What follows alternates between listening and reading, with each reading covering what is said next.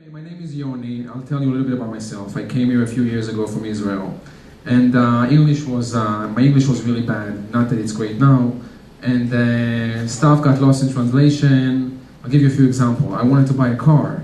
You know, it's hard taking the bus in LA, and I saw this ad, $2,000 Volvo 1980, and it says OBO. So I called the guy and I was like, "Hey, Mr. Obo," and he's like, "No," he hangs up on me.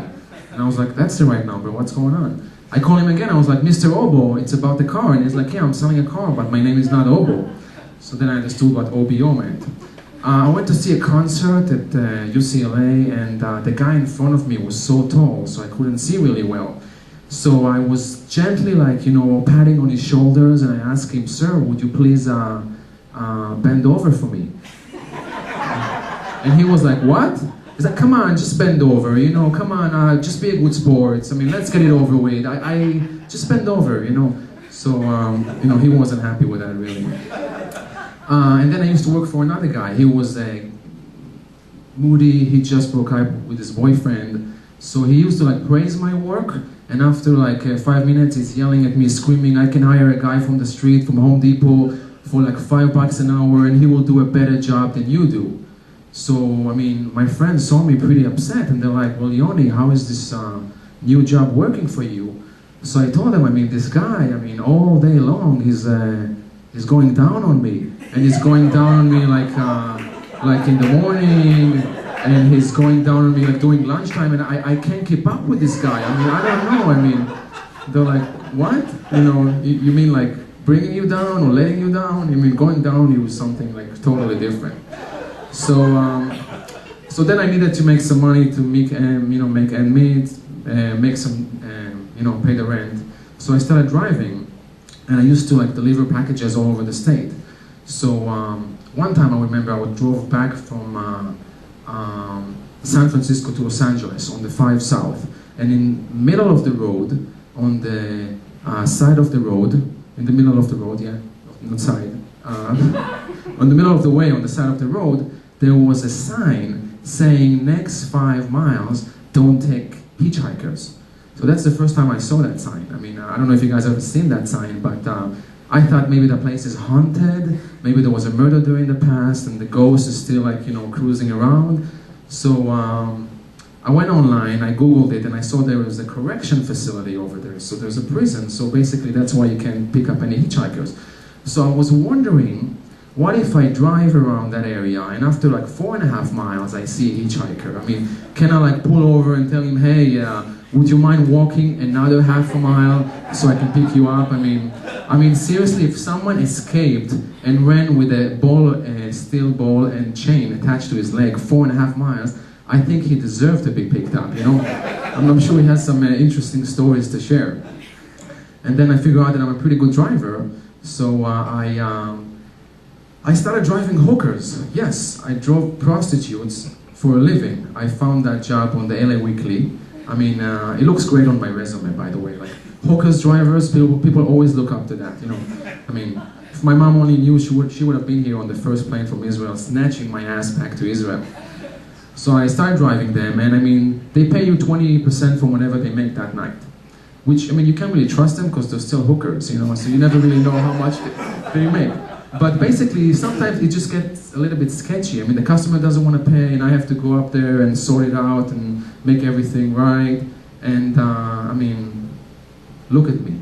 Face it. I mean, do I look like someone that can protect you? I mean, so, I mean, that job didn't really work out. I mean, in the end, like, they fired me and they asked me for my phone and charger. Like, they gave me a company phone and charger.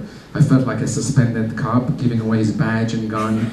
So, I mean, I thought one of those nights driving them, I might get a bonus from one of the girls, but the only thing I got was just a boner. So, I mean, and then I was still new in town, so I wanted like to, make some new friends. I didn't know a lot of people, so I had this, acquaintance friend, and she told me that there's this website called JDate, and you can meet a lot of Jewish friends and new people. So she tried it for a while, and another girl contacted her, and she told the other girl, I'm new in town, maybe we can meet and hang out, and they met and they hung out, and now they're like best friends, and they do everything together. So I thought, let's try that. I mean, so I started going on JDate, and I went through guys' profiles, and I started, emailing random guys, hey, I like your photos, I like your profile, I like whatever you wrote about yourself, maybe, I see we share the same hobbies. Maybe we can go out and have a drink and watch the game and do some guyly, manly stuff together. I told him, I really want to get to know you. So most of the guys, they thought I'm hitting on them because I didn't know it was a dating website. But then I did find someone cool that, gave it a chance, and we became good buddies, and we started hanging out and do everything together. And after a few months in a party, someone saw us and said, hey, you guys are, really, friendly, and, you look like you've known each other forever. How do you guys know each other? So we both said, JDate. So that's my JDate story. So that's it. But marriage, they have upside and downside, and me and my wife, we thank you, Christine, for laughing. I think she's the only one that got it. Maybe I'll tell it again slower. So me and my wife, we had a big fight last week, and after a few hours, it was like evening time and everything calmed down, and I was like, yeah, you know what, you want to have makeup sex tonight? And she's like, no way I'm having makeup sex with you, I'm still mad at you. And I was like, so you want to have regular sex? So she was laughing, but I still didn't get any sex. So the thing is, ever since whatever happened on the news with Arnold and his cleaning lady, my wife is seriously afraid to leave me by myself with the cleaning lady. She, first of all, let me describe you to her. Let me describe her to you. So she's like a dumpy looking, she's chubby, she's short, she's middle-aged, she barely speaks any English. And but ever since my wife said that, I find myself attracted to her, especially when she's like leaning over to get the garbage out and everything.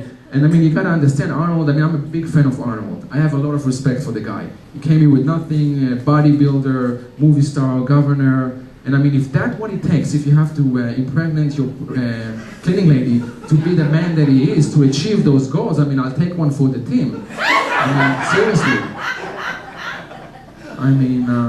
I even started paying her a little bit more, because I kind of feel guilty, like just a little bit more, and I think she knows what's going on.